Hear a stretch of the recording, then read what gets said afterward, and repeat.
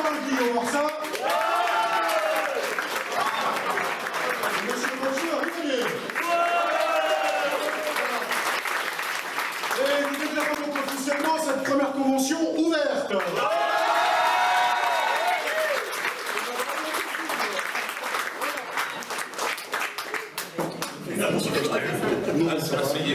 Oh, vous en prie.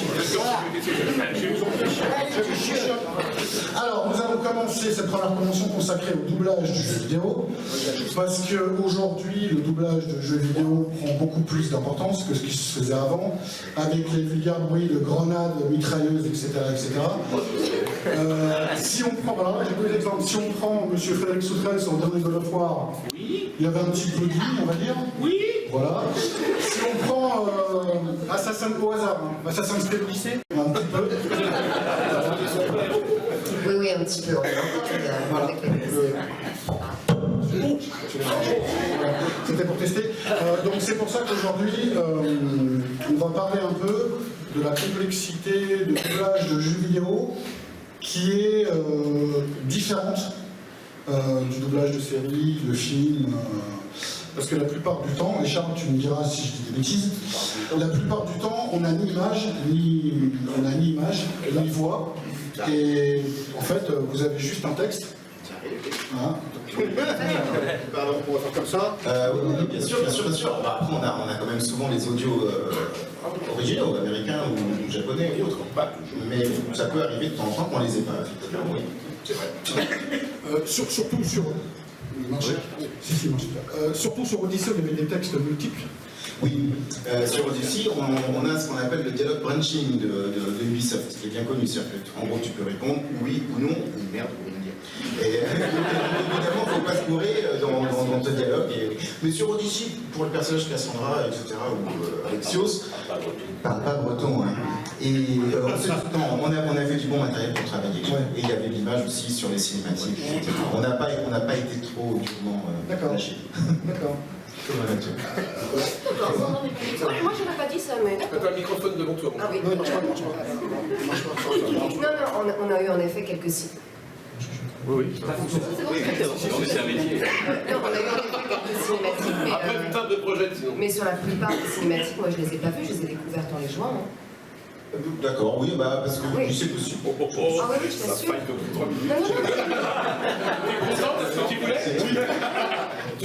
Non, pas du tout, mais je trouve qu'on a eu énormément justement de uniquement les audios. Et moi, il y a même quelques moments où j'ai eu les audios masculins à la place de féminins. Oui, c'est vrai. Tu vois. Et il y a eu des périodes où il n'y avait aucun audio. La plupart du temps, on avait quand même le son, hein, bien sûr, mais moi, les images, pour la plupart, je les ai découvertes en tant que joueuse. J'ai fait ah d'accord. Ouais, tu vois, j'ai dû voir 5 cinématiques sur tout l'ensemble de la saga. Et même des, comment dire, des DLC encore maintenant, j'ai dû voir ça. Et je suis d'accord avec ma camarade, parce que c'est moi qui faisais son père. Chose que j'ai découverte très très récemment. Alors, je vais avoir de grands enfants, au bout d'un moment, j'ai quand même attaqué le taux. Mais la bouille de mon bonhomme, moi j'ai découverte après. Moi j'ai enregistré, j'avais pas les images. Je vous rends le microphone, monsieur Jean. Même si vous êtes gentil. Oui, effectivement, oui, bah, des fois on se bat avec des bouts de ficelle, mais qu'est-ce que tu veux que bah, c'est des Grecs en même temps. C'était des Grecs. Il y a quelqu'un qui a quelque chose contre les Grecs ici? Il vient de me le dire. Ils se battent avec des bouts de ficelle, on vous dit. C'est ce qui change sur le doublage de séries, de films, etc. C'est qu'en jeu vidéo, en général, oui, on se bat avec ce qu'on nous donne en temps réel, puisqu'on enregistre en même temps. On a à peine un léger différé finalement que l'original. Le jeu se fait en même temps que la localisation, que le doublage. Donc oui, des fois on n'a pas tous les éléments et on n'a pas les images def toujours pour travailler. Ça c'est vrai. Donc on se base sur l'audio. Donc au lieu de faire du synchronisme comme on pourrait faire sur un film ou une série, on va le faire à l'audio. On va faire le sound sync par exemple pour réellement coller à la forme audio anglaise, en espérant que derrière sur l'animation de la bouche on soit au plus juste possible. Mais c'est dommage parce que oui, on perd parfois le talent du comédien ou de la comédienne de doublage, c'est de savoir se mettre dans l'œil de son personnage ou surtout à la bouche. Voilà. Pour rejoindre ce que tu disais, Paul. Et parmi les difficultés justement de doubler à l'aveugle, ce que vient de raconter Charles, c'est que nous, on a donc la forme d'onde de l'acteur qu'on double, la plupart du temps l'acteur ricain, et nous, quand il faut qu'on double, donc sans image, en respectant la forme d'onde, le problème c'est que l'anglais se décompose pas comme le français. Et par moment, on a même des soucis en termes de traduction, machin, parce qu'on dit si on met un temps impossible entre l'auxiliaire et le participe passé, parce que ça tombe à ce moment-là, et là on est sur des questions beaucoup plus de chrono que d'intention, à ce moment-là on est presque obligé de réécrire le texte sur place en disant non. Il faut refaire une adaptation. C'est pas aisé. On fait des métiers difficiles, vous savez. Voilà, qui s'amuse à tartiner du goudron, qui ne va pas 50 degrés à l'ombre. Nous, on est quand même dans des cabines climatisées. Très très compliqué ce que Voilà, Paul, pour ce que tu disais. Merci beaucoup. Guillaume. Guillaume. Oui, est-ce que ça... Attends, c'est terminé. À l'époque, sur Bioshock, parce que Bioshock Infinite, c'était un des premiers jeux qui commençait à introduire un peu plus de dialogue que d'habitude. C'était pareil. Tu avais juste le texte ou il y avait des vidéos Ça marche pas. Si, ça marche. Ça marche pas. Ouais, ça marche. Mais prends le noir, Ouais, c'est bon. passe le noir, regarde le noir. Alors, moi, j'ai commencé le jeu vidéo, je ne veux pas jouer les vieux cons, hein, j'ai commencé le jeu vidéo à une époque où Audrey Sourdive était encore en train de pisser dans ses couches. Décidément, on me met nu, on me parle de mes Je couilles. peux en Je sais pas parler. ce qui se passe aujourd'hui. Et Charles Germain n'était même pas à l'état de projet dans les couilles à son père.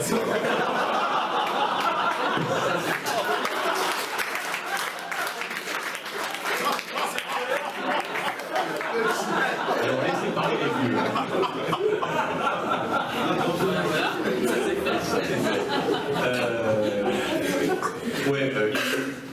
Avant Bioshock, j'avais fait pas mal de vidéos sur Jordan, Infamous, etc.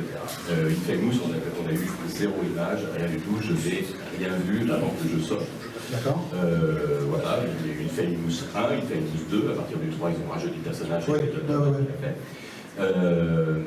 Et Bioshock, ça a été en effet le premier jeu où il y a eu de l'image. Sauf que dans Bioshock, c'est con pour moi, mais on a carrément eu une bande rythmo. D'accord. Et on a carrément eu des scènes en son, alors que généralement le jeu vidéo on l'enregistre comédien seul dans une cabine, et là on avait toutes les scènes de dialogue avec Kelly Maro qu'on a faites ensemble. Et c'était vachement agréable. Sauf que pour moi ça n'a pas changé grand chose, parce que mon personnage était en caméra subjective, il n'était pas à l'image. Voilà, donc je ne faisais que répondre à Kelly qui elle était à l'image, et voilà. Mais en effet à partir de Bioshock ça s'est un petit peu arrangé. D'accord. Le Far Cry 4, Far Cry 4. Méchant sur Far Cry 4. Oui. Il y avait un mélange image et pas image, voilà. Mais généralement, ça se fait de mieux en mieux. On vous montre de plus en plus d'images. D'accord. Pas forcément pour enregistrer, mais au moins pour vous mettre dans le bain, dans l'humeur. Oui. Ouais. D'accord. Et c'est vrai qu'à partir de Bioshock, il y a quoi, il y a 5, 6, 7 ans. 7 ans. 7 ans. Ça a changé, ouais. Très clairement.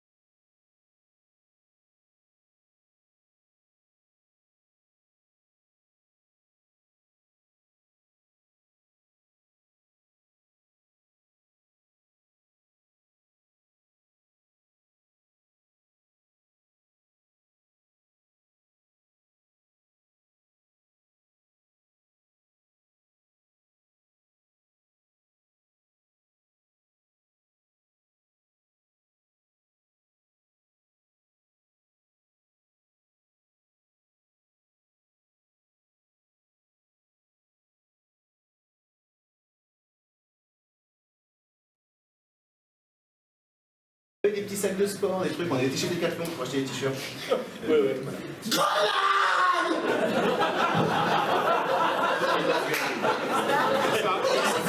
Toute la journée, je peux venir le soir pour rentrer chez vous. Mais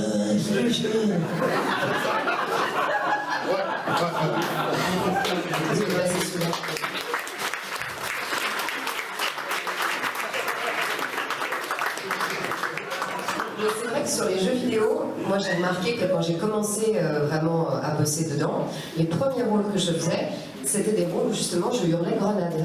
Grenade, attention à la moufette dans Far Cry, ce genre de choses. Et pourquoi? Parce que d'emblée, j'avais passé des essais où j'ai commencé à faire des petits enregistrements et ils se sont rendus compte que je pouvais hurler pendant 3 heures et que ça ne me pétait pas la voix. J'avais ce bol-là. Et régulièrement, je reçois un message en disant « On a besoin d'une nana qui hurle. Est-ce que tu peux venir? Je sais pas sur quoi je fais, je sais pas quel est le jeu vidéo et je hurle. »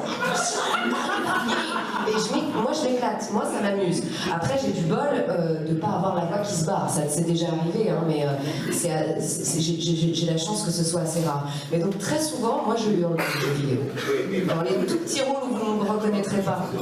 Bon, celui-là il marche bien, celui-là il marche bien. Ouais, c'est sûr, il marche bien. Ouais, et parfois c'est quand même du caviar au cochon, parce qu'on a des copains et des copines d'un talent dingue, et aller les faire hurler pendant 2 heures, je te jure que toi derrière t'es pas fier. Tu dis, merci d'avoir été gentil, de bien vouloir hurler pendant 3 secondes. Ça fait chier. Mais bon, et oui, il faut le faire, c'est les grenades. Mais il n'y a pas de jeu sans grenade, je crois que ça n'existe pas. Assassin's Creed, il n'y a pas de grenade. Il y a des jeux sans grenade, on a fait une, c'est sûr. Mais par exemple, dans Assassin's Creed, moi j'ai adoré hurler sur le bateau. Oui, c'est vrai. J'ai le sang se vend là, quand j'ai devant un martyr à la tête. J'adore, j'ai adoré faire ça. Je vais le faire comme d'un. Mais donc, non, mais ça peut être chouette aussi, mais c'est vrai que c'est pas le truc le plus subtil. Constantin. Oui. Alors, bizarrement, et fait de cause ou pas, sur God of War, tu te retrouves avec un forgeron. Oui. Au roublard. Oui. Et sur Assassin's Creed Odyssey aussi. Aussi. Donc, Oui, je suis dans le roublard. voilà, c'est ça. Oui, ça C'est mieux au physique. c'est le fruit du hasard. En même temps, sur God of War, il y avait quand même un vrai. Ah, il était très sympathique, moi j'aimais beaucoup. En plus, C'était très intéressant à faire. Mon comparse c'était Gilbert Lévy, j'étais le frère forgeron. Bonjour les roublards. 2 roublards. Bah, alors, c'est très marrant parce que sur le côté roublardise, là, quand tu as fait le dernier film avec. Au lit, non, la nuit avec Hervé. Tu sais, sur l'île fantastique. Oui, il y avait Vichez. Il y avait Vichez, là, t'étais vraiment dans le même. Plus haut dans le. Ouais, parce que. Je sais pas si vous vous rappelez de cette série de l'île fantastique. Ça part dans l'ancien, l'île fantastique. Les années 80. Et il y avait cet acteur français, d'origine française, qui s'appelait Hervé Vichez et qui était un nain. Et Peter Dinklage, que j'ai la chance de faire sur Game of Thrones, a voulu produire l'histoire de cet homme parce que c'est assez particulier. Il est parti faire fortune aux États-Unis. Grâce à cette série, il a été aussi dans le James Bond, L'homme au pistolet d'or, et donc il a été extrêmement connu, donc il a brûlé sa vie des deux côtés. Et il a décidé de se suicider à l'âge de 50 ans. Donc il a voulu faire un film rendant hommage à ce comédien. Et c'est vrai que c'était très sympa à doubler parce que Dinklage a fait un super boulot. Il a tout joué avec l'accent français, puisque lui jouait avec un accent français dans tous ses produits anglo-saxons. Et il avait une voix très aiguë. The plane, pour ceux qui se rappellent de la série. Voilà. Donc et puis il était effectivement un petit roublard. C'est ça, c'est ça. Et puis oui, juste pour rejoindre ce que tu disais tout à l'heure, et Guillaume, il y a eu ce jeu Destiny aussi, où là on m'a appelé effectivement, voilà, où je faisais le spectre, et c'était Dinklage qui l'avait fait dans la version originale. Donc effectivement, de temps en temps, on les suit. Je pense, oui, je crois que ça marche bien. Même encore aujourd'hui. Et même encore aujourd'hui. Mais moi, j'ai pas de repère, hein. C'est une espèce de petit vaisseau qui.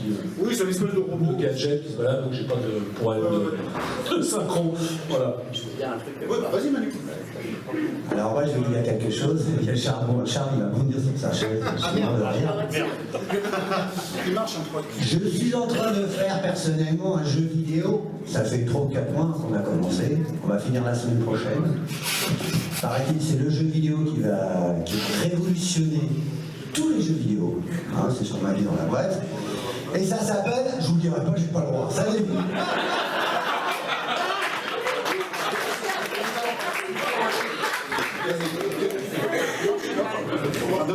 Je sais pas si ça marche. Ouais, celui-là. Merci, Mathieu, Oui, sur, oui, Paul. sur Borderland, c'est ça? Borderland, oui. Borderland. C'est un personnage, le Dr Zod, c'est quand même un personnage qui est assez... Dr Zod, on n'est pas loin du trial avec Dr Zod. Non, c'est Dr Z, effectivement, qui est un médecin fou, et qui est un faux médecin.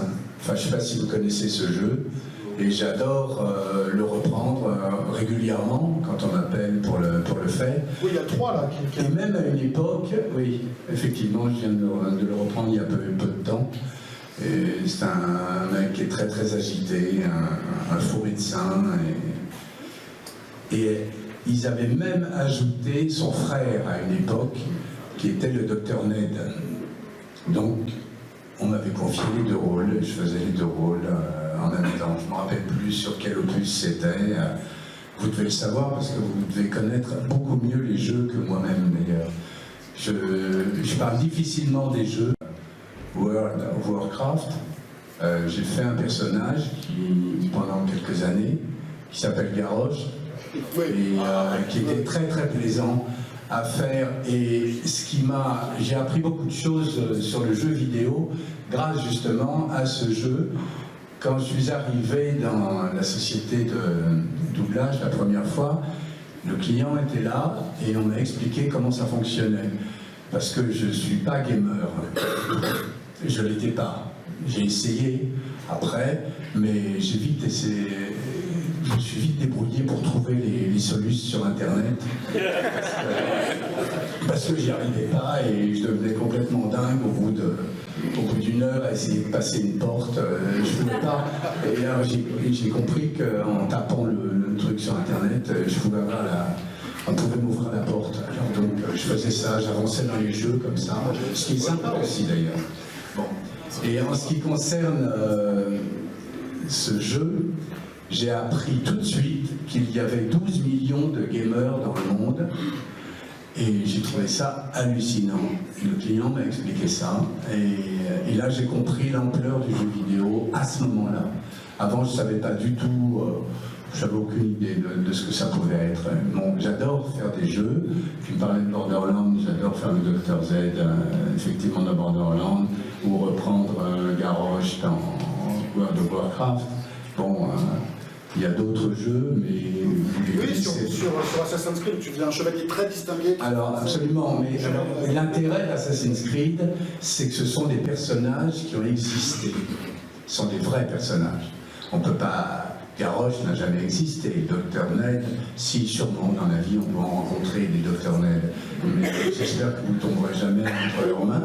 Mais en tout cas, les personnages d'Assassin's Creed, dans tous les opus, les personnages existent. Et effectivement, Paul, tu parles d'un des personnages que j'ai pu faire, dans lequel je ne sais plus, mais Rogue, je crois que c'est Rogue, c'est ça, ouais. Et qui s'appelle Gauthier de la Vérandrie. Exactement. C'est ça? Oui. Ouais. Et c'est un personnage qui existait au XVIIIe siècle, qui était un chevalier canadien, français, qui est mort assez jeune parce qu'il a été tué. Et là, c'est passionnant, parce qu'historiquement, c'est toujours vachement intéressant. C'est l'intérêt de ce jeu, c'est qu'en plus, non seulement on joue, mais on apprend beaucoup de choses. Voilà. Alors, Assassin's Creed, au jour d'aujourd'hui dans le monde, c'est 8 milliards d'éditions, tout support confondu. Alors au jour d'aujourd'hui, C'est un double je ne le laisserai pas passer. Voilà, à aujourd'hui, voilà, à aujourd'hui. C'est mort. Il y a eu un final tout à l'heure, mais ça, C'est pas mon métier non plus. Non, mais normalement, la langue française, elle est pour toi. Bref, Assassin's Creed, c'est On pourrait énorme. rajouter un du coup quelque part. non Aussi.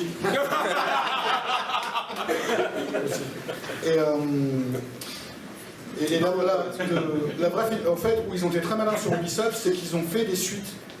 Bien sûr. Et même encore aujourd'hui. Et c'est une des forces de jeu, surtout sur les 3 premiers opus, où il y avait des trames. Là, mais il y a toujours une trame principale qui se poursuit depuis 8 opus maintenant. Et ils ont réussi à fidéliser les joueurs avec ça, tout en mélangeant l'histoire et l'imaginaire. Et c'est un des seuls éditeurs français en plus, Cocorico, parce que ça on a tendance à l'oublier aussi sur Ubisoft, qui a réussi à le faire. Ah. Il est vachement bien. Ouais. Je suis content. Mais oui, les DLC, tu parles des DLC en fait. Oui, enfin même des suites, quand tu prends... Ah oui, d'accord, tous les jeux qui se suivent. Assassin's Creed 1 se finissait, boum, c'était Desmond arrive, il découvre un truc sur le mur, à suivre.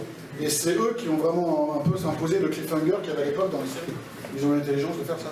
Même si, fallait que j'en parle, même si sur le dernier Odyssey, les gens disent c'est pas un vrai Assassin's Creed, parce qu'il n'y a pas de lame, etc., etc. Alors tiens, justement, on va refaire un point vite fait sur Odyssey. Il marche pas trop, il marche pas celui-là? C'est le noir qui est parti là-bas. Le noir qui est parti là. Je suis désolé pour les micros, on va y avoir entre les deux. Sur Odyssey, sur la dernière DLC avec Cassandra, Oui. il y a eu une grosse polémique. Parce que sur Assassin's Creed Odyssey en plus c'était le premier à introduire des scènes, on va dire, légèrement à caractère adulte, puisqu'on pouvait au choix flirter avec des hommes ou des femmes. Voilà. Et sauf que sur la dernière DLC, il y a un scandale qui a éclaté. Parce que Cassandra ou Alexios ont un enfant. Oui. Et ils ont été obligés de réécrire le scénario sur la dernière DLC et d'enlever certaines scènes qui étaient justement à connotation double sexuelle. Ah bah je le savais pas. Eh ben, bizarrement, non, j'avais pas entendu parler de cette polémique-là. Non, tu l'as appris là tout à l'heure. Donc ça a fait boule de neige parce que Famille de France est montée au créneau, etc. Comme d'habitude, hein, de toute façon, avec Famille de France. Alors rappelons à Famille de France que c'est donc dans le titre, hein, c'est un jeu vidéo. Oui, réservé aux plus de 18. Logiquement, c'est réservé aux plus de 16. Oui, bien sûr, oui, c'est PJ16, ouais. Voilà. Donc comme beaucoup de jeux, Non, mais je t'en prie, je voulais lui voir. comme beaucoup de jeux, en dessous de 16 ans, normalement, n'a pas à y accéder. Sauf que, en l'occurrence, voilà. Ah, les câlins, ils sont gentils, hein. Oui. Je vous ai tous souhaité, hein. On se prend vite fait dans les bras, il y a un joli noir fondu et on sort en disant ah, c'était bon. T'inquiète pas, quoi. Ça va. À la limite, les Sims, c'est encore plus cochon qu'Assassin's Creed.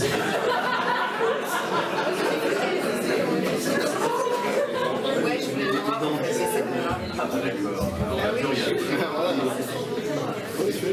Non mais moi, je voulais dire un truc à propos de ça, parce que quand même, j'ai entendu beaucoup de gens qui disaient, enfin beaucoup de joueurs qui disaient, moi, avant que le jeu sorte, vous êtes pro Cassandra, ou vous êtes pro Alexios, et tous les joueurs qui disaient, oh, rien à foutre de jouer avec une gonzesse, ça va bien, c'est un truc de mec, les meufs, rien à foutre, et les nanas qui disaient, ah ouais, mais nous on est contentes quand même d'avoir une héroïne. Je disais, mais c'était un truc de dingue, c'est quoi les gars, votre problème avec le fait de jouer avec une meuf? Déjà, moi, ça m'avait un peu choqué. Et j'ai trouvé ça extraordinaire parce que quand j'ai su, quand on était un mec, qu'on choisit de prendre un mec, et ben tu peux coucher avec des filles comme avec des garçons. Et voilà, et pour tous les cons qui sont là à faire ouais, le bon truc avec le muscle, et ben ouais, et ben tu peux prendre le gros mec bien balèze et tu peux aller niquer n'importe quelle fille, n'importe quelle fille, n'importe quel gars. Et donc il y a un peu le côté, ah oui, je suis un gros mec plein de muscles. Oui, mais enfin tu peux aussi très bien coucher avec le forgeron, coucher avec... Tu peux coucher avec... Mais oui. Et donc voilà, je trouve que ça rabaisse un peu le café à tous ces cons testostéronés qui disent oui, on veut du mec, et bah oui, on veut du mec, mais il peut être gay, il peut être bi, il peut être tout, il peut être plein de trucs. Moi, Cassandra, j'ai fait en sorte qu'elle couche avec tous les personnages qu'elle pouvait coucher en fait. Et je peux vous dire que ça fait des scènes totalement improbables, parce qu'on a joué à deux avec mon chéri, on disait non mais là c'est pas possible, on va quand même faire la scène de cul. Tout le temps. Et donc elle a couché avec des vieilles, elle a couché avec tout le monde. Et je trouve ça très... Et la chèvre, évidemment, elle a fait des choses avec la chèvre. Et évidemment, avec Alcibiade, qui était extraordinairement doublée, qui était un super personnage extrêmement ambigu et très très bien fait. Et je trouve que ça amène, pour une fois par ce jeu, alors oui, certes, c'est dommage, on sait bien que toutes les scènes sont floutées, ça passe au noir et c'est dommage. On aimerait bien en avoir un peu plus, enfin moi personnellement, j'aurais aimé en avoir un peu plus.